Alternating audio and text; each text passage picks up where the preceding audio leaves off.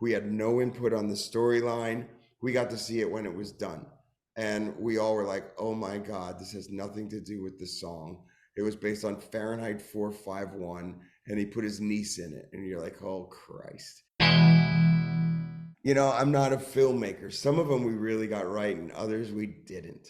And God knows that things like Runaway and Only Lonely and some of those early ones were just dreck. And the truth is what did we know?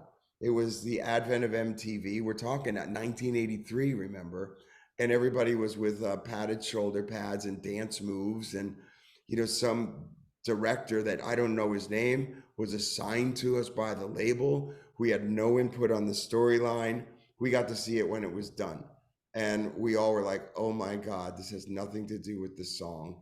It was based on Fahrenheit 451, and he put his niece in it. And you're like, oh Christ. It almost killed the song. But these were the lessons you learn. And that's why by the third record, well, even on the second record, but by the third record for sure, we said performance only, performance pieces. That's what we need to do. We're a live band. Let's go and make Bad Name and Prayer and Wanted and I'll Be There For You. And all of those were performance pieces. Well, you had to have been influenced by what's on the radio around you. Even to this day, I'll know that, the pop things that are massively big on radio exist.